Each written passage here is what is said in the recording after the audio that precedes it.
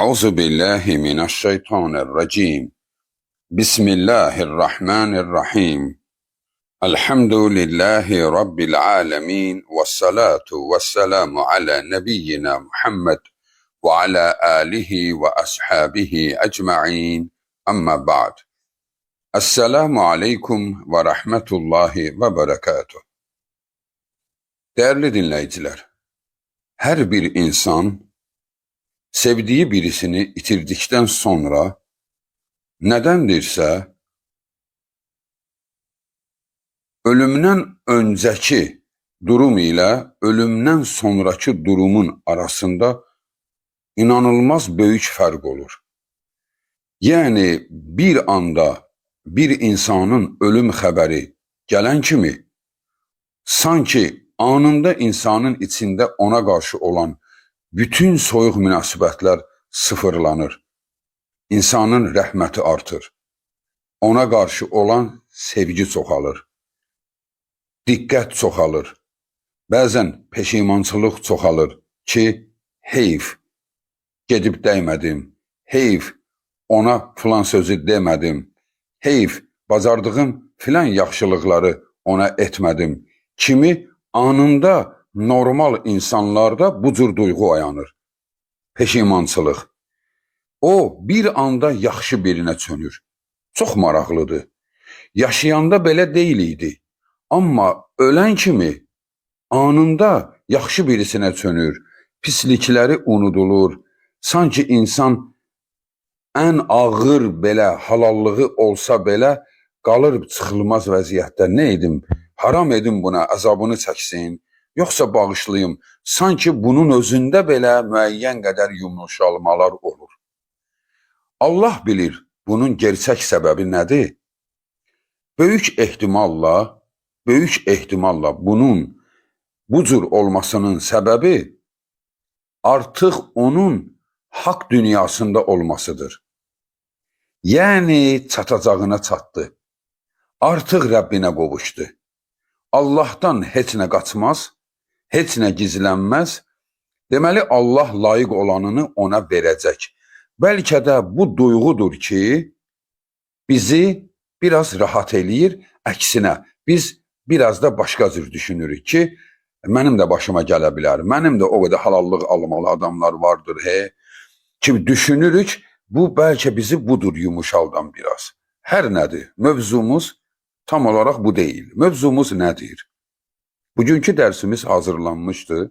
Əsasən, insanlar ölən barəsində bu cür duyğudadır ki, onun bədəni inciyirmi? Yəni, ayağını niyə vurdun ona? İnciyir axı. Ayağını, qolunu ehmalca belə qoy. İncitmə onu. Çox eşidilir bu sözlər. İncitmə onu. Və yaxud da ki, məzarına xalça sərirlər ki, orada inciməsin, yeri quru olsun. Nə bilim, üstünə örtü düzəldirlər, ətrafına oturacaqlar qoyurlar, işıq çəkirlər, oranı gözəl bir güşəyə çevirirlər. Bütün bunların hamısı Allahın dinini düzgün bilməməklikdən irəli gəlir.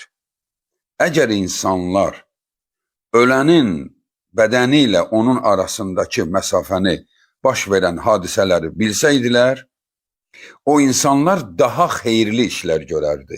Nəyim ki, məzarda minlərlə manat qiyməti olan daşları qoymaq, orada usta işlətmək, orada hündür yerlər düzəltmək, oturacaqlar, işıq çəkmək.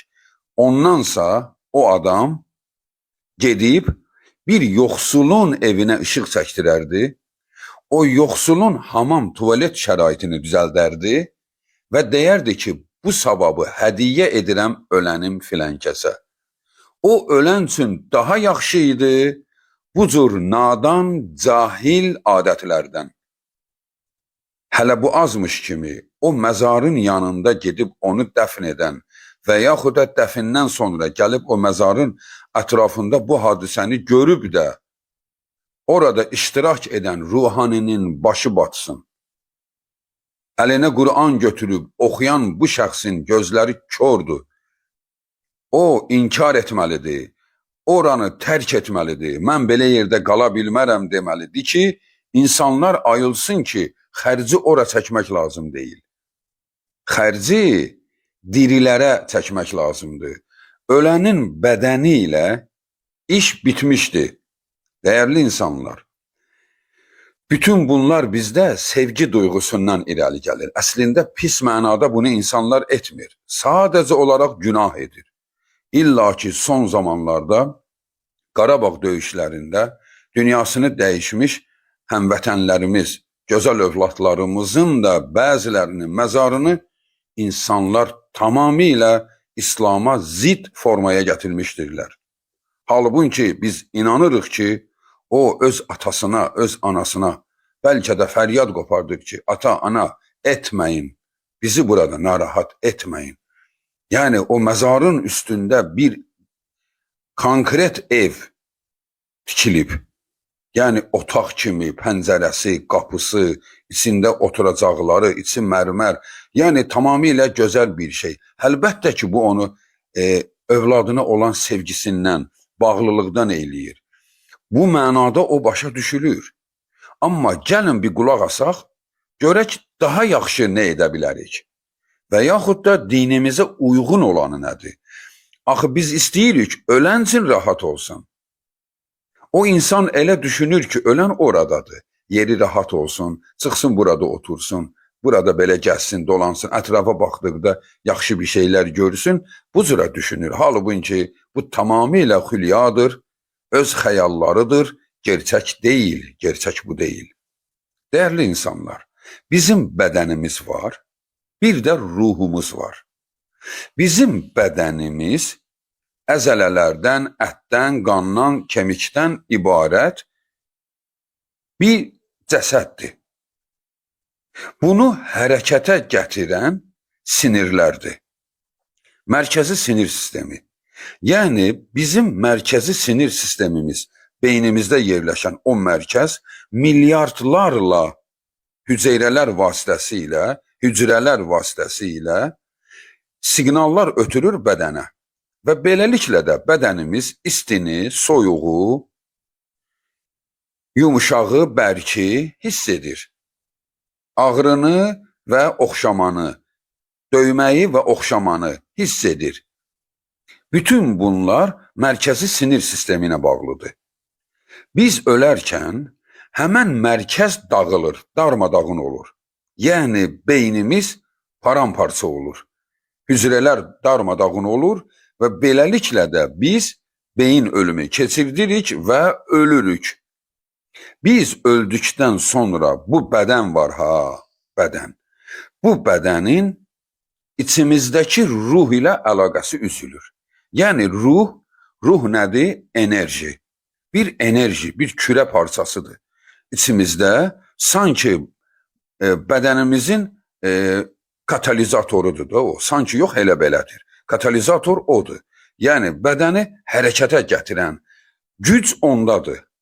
Elə bil bir maşının akkumulyatorunu çıxartdın. Benzini olsa belə, bütün təkəri olsa belə, mühərriyi olsa belə, hər nəyi, yağı, karteri, hər nəyi yerində olsa belə o işləməyəcək. Çünki enerji yoxudur. Enerjisi ayrılıb. İndi bugününkü texnologiyamıza görə deyirəm. Yəni bunlar dəyişə bilər.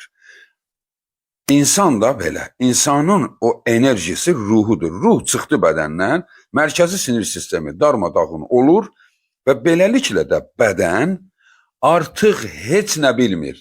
Heç nə bilmir. Bax, o bədəni parçalasalar da onun ruhla əlaqəsi yoxdur. O bədəni oxşasalar da, qızıla bürüsələr də onun ruhuna şad olmayacaq. Nə əzab versələr bədənə, ruhu narahat olacaq. Necə ki, Həmzənin bədəninə əzab verdilər. Ruhu narahat deyildi. Yasin surəsi, hələ sizə Qur'andan misal deyim, daha aydın olsun. Yasin surəsi 27-ci ayəyə özünüz baxın. 26-27-ci ayəyə. Allahın dininə dəvət edən şəxsi xalqı öldürür. Öldürəndən sonra onu parça-parça eləyirlər. Əzab verirlər onun cəsədinə də.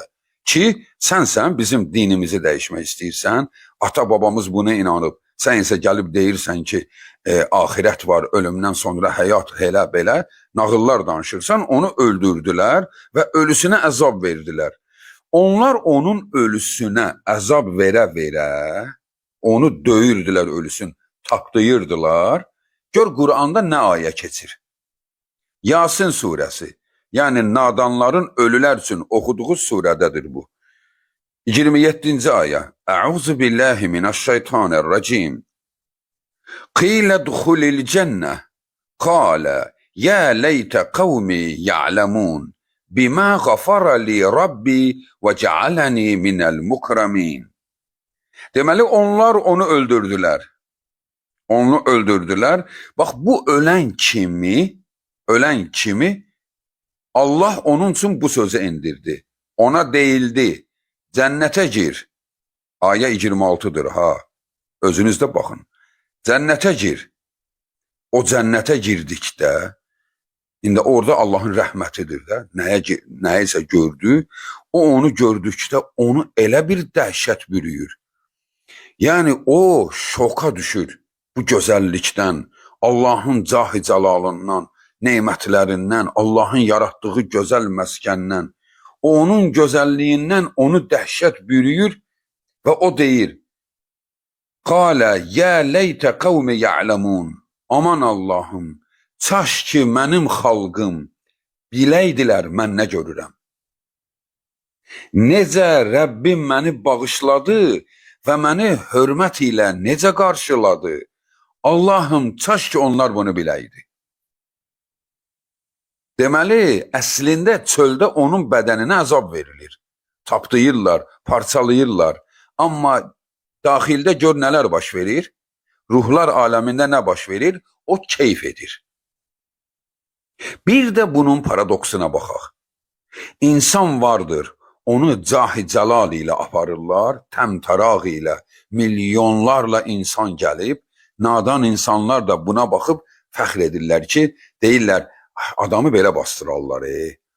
Onu təmtaraq ilə, onu bir zərzibanın içində gözəl şəkildə bastırdılar və məzarının üstünə hündür heykəllər, nə bilim nələr, şeirlər, fotoların, zadların qoyurlar. Amma ola bilsin ki, bu da ola bilsin, demirəm hər belənsi ilə bu olur. Bu ola bilsin ki, altda müsibətdir. Ola bilsin ki, məzarda müsibətdir. Ona əzablar verilir. Amma yuxarıda insanlar bəh-bəh deyir. Bax, bu insanların nadanlığıdır. İndi biz nə edək? Nə etməliyik? Deməli, insanları tərk etmək lazımdır. İnsanlar nə deyər, cəmaət nə deyər, sözünü tərk etmək, Allahın kitabına sarılıb baxmaq lazımdır ki, biz Allahın bəyəndiyini etməliyik. Ona görə də, yəni bu bəzən biraz kənara da vurğular vururam ki, bir informasiya kimi. Amma əsli qayəmiz nədir? Bədənlə ruh ayrılmışdır. Bədən heç nəyə daha yaramaz. Kim istəyər yandırar, kim istəyər atar, qədim babalarımızın elədiyi kimi zibilliyə atar. Zibillik deyəndə belə ölü yerlərinə atardılar. Orada yekə quşlar gəlib onun ətini yeyərdi. Hətta bir müddət tamaşa eləyərdilər. Quşların onun ölüsünün ətini necə yeməsinə. Sonra qalan sümüklərini yığıb onu bastırardılar. Bax, bu cürə adətlər də olub və yaxud da insan var onu heyvan yedi, insan var üstünə bomba düşdü, parça-parça oldu, heç tapılmadı. İnsan da var onu bastırırlar. Bastırmaq Allahın əmridir. Ən gözəli budur. Dinimizə uyğun, bizim yox ha, bütün dinə uyğun, yəni İslama uyğun budur. Adəm əleyhissalamdan bu günə qədər. Necə ki, Adəm əleyhissalamın oğlu öldükdə digər qardaşına Allah qarğa göndərdi. O qarğa ölmüş qarğanı bastırdı. Qabil də ayıldı ki, hə, mən Habili bastırmalıyam. Deməli, bu şəkildə. Deməli, bastırmaq Allahın tövsiyəsidir. Niyə? Çünki ölüdən ayrılmağın ən ədəbli, ən münasib yolu budur. Heyvanı atmaq insana qəzəb verir. Heyvan onu necə yeyər? İnsan narahat olur. Bomba düşdü, partladı, tikə-tikə oldu. Bu insanda mənəvi sarsıntı yaradır. Amma insan öz əli ilə onu ora qoyanda rahatlıq tapır. Necə ki, insan var, ölüsü müharibədə düşmən tərəfdədir, milyonlarla pul verir, o ölünü alır. Və yaxud da ki, dövlət böyük marağından keçir, ölüləri alır. Ölünü niyə alırıq? Nəyimizə lazımdır ölü? Deməli, bəzi mənəvi bağlar var. Onu bastıranda insan rahatlıq tapır. Deməli, ən gözəl yolu bastırmaqdır, biz bastırırıq. Yoxsa biz onu bastırmırıq ki, bastıracaqsan, bastırdığın oyanacaq. Söz yox, bu cür düşüncə də var İslamda. Ancaq ki, bizim dəstəklədiyimiz görüş budur ki, yəni ki, bu bədən çürüyür, sıfırlanır, həmin o minerallar təzədən qayıdır torpağa, çünki torpaqdan gəlmişdi, torpaqdan çıxmışdı ağaca, meyvələrə, bitkilərə, biz onu yemişdik, o yediyimiz bədənimizdə nütfəyə çönmüşdü, nütfədən uşaq əmələ gəlmişdi. Həmən uşaq təzədən torpağa bastırıldı, təzədən minerallar parçalandı torpağa. Bax, beləcə dövr edir. Bədən sıfırlanır. Ötəki dünyada isə ruh təzədən bir bədənə girir. Təzə bədən. Həmən bədəni ki, ötəki dünyaya uyğundur. Necə ki, Ən-Nisa surəsi 56-cı ayədə keçir. Bəddəlnəhum culudan qayrəhə. Biz onların dərilərini yeni dərilər ilə əvəz edəcəyik. Dərilərini yeni dərilərlə əvəz edəcəyik. Orada cəhənnəm əhlindən söhbət gedir. Nəticə etibarilə fərq etməz ki, elə cəhənnəm əhli də insandır da. Başqa məxluq deyil ki. Deməli, dəriləri dəyişdirilir ki, ayədə də deyir, daha yaxşı hiss etsinlər. Daha yaxşı hiss etsinlər əzabı. Deməli, bizim bu bədənimiz ki var, bu dünyaya uyğundur. Ötəki dünyaya uyğun deyil. Çünki ötəki dünyada bəzi dəyişikliklər olacaq. Amma insanın özündə yox, anatomiyasında, daxilində. Misal üçün, yedikləri nəcis kimi ifraz olmayacaq. Tamamilə başqa formada, buxarlanma şəklində olacaq. Deməli, bağırsaq sistemində bir dəyişiklik olacaq. Görünməyən tərəfimiz. Görünən tərəfimiz eynidir. Hər kəs öz anasını, atasını, sevdiyini tanıyacaq. Özü də əməlli başlı tanıyacaq. Yəni, dəyişilib kimi yox. Bir dənə gözəlləşib. Vəssalam. Daha gözəldir, daha çevikdir, amma bədən çox iri, cüssəli olacaq. Allahın Resulü sallallahu aleyhi və səlləm deyib. Cənnət əhli babamız Adəm kimi olacaq. Babamız Adəm də çox hündürboy olub. Yəni, əfsanəvi qədər hündürboy olub. Yəni, belə. Deməli, hündürlük mühüm deyil.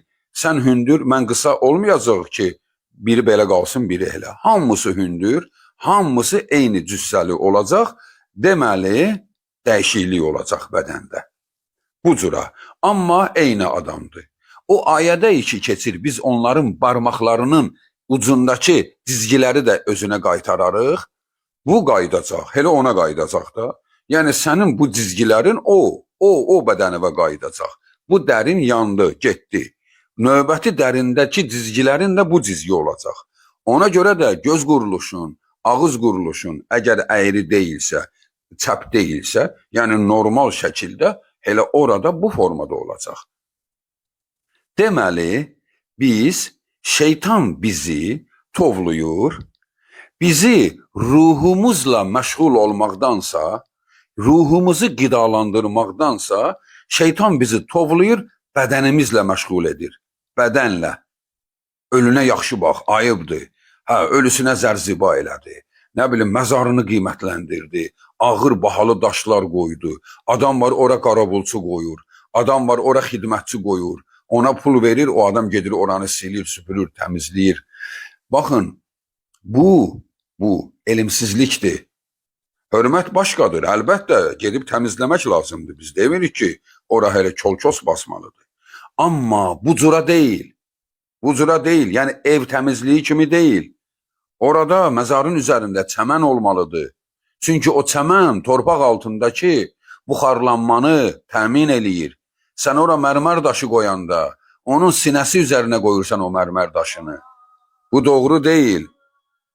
Yəni ona görə də bu işlərdə diqqətli olmaq lazımdır. Ona görə də dəyərli müsəlmanlar, bu məsələdə həssas olaq. Həssaslıq nədir?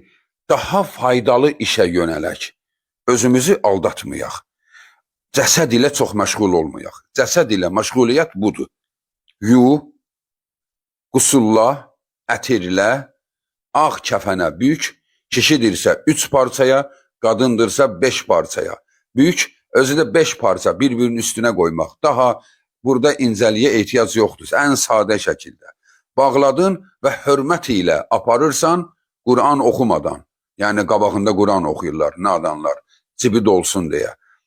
Aparırsan, məzara qoydun, üzərinə torpağı tökdün və üzərində dua etdin, bura qədər. Bu iş tamamlanmışdır. Bundan sonra ibrət üçün, tərbiyə üçün, özün də ibrət alasan deyə. Zaman-zaman gedib ora baş çəkmək vardı.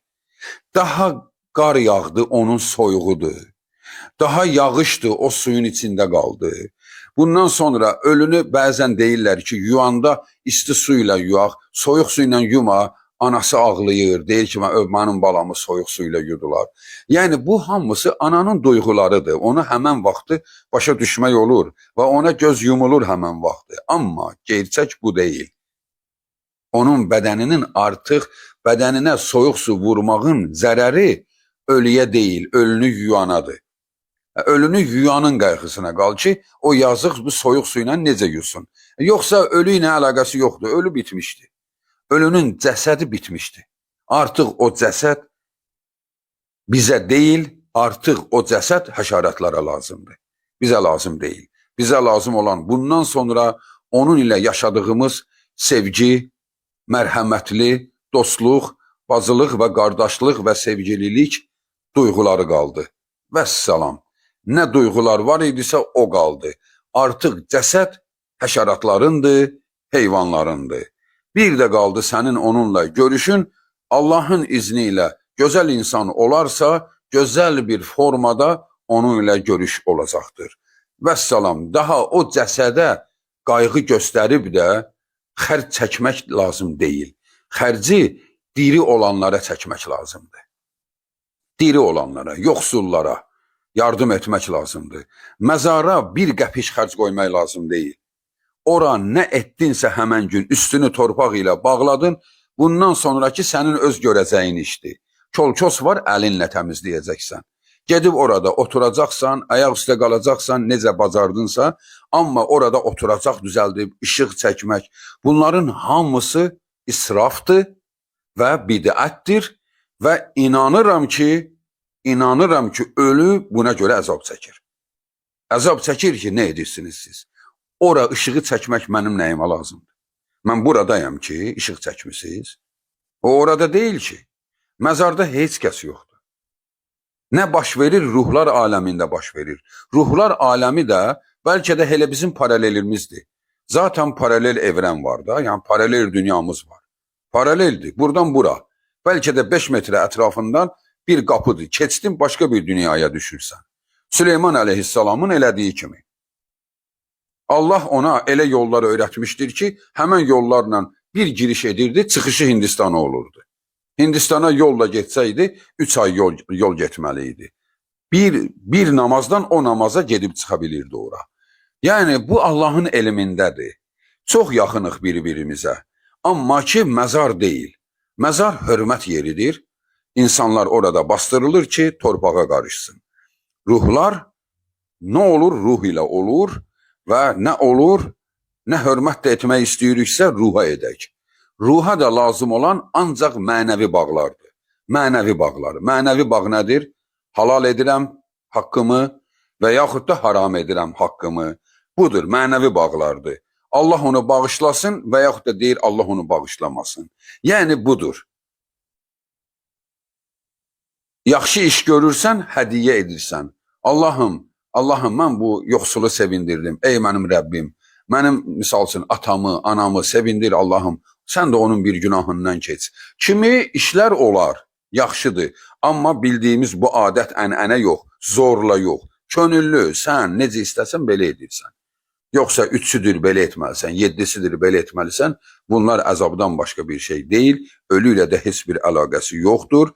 Ona görə də dəyərli insanlar, ölənlər barəsində duyğulanarkən onun bədəni barəsində duyğulanmayın. Onun ruhu barəsində duyğulanın. Görəsən bu nə edir? Belə. Yoxsa soyuqda o nə edir? İstidə o nə edir? Onun bununla əlaqəsi yoxdur. Dua et ki, onun yeri sərin olsun.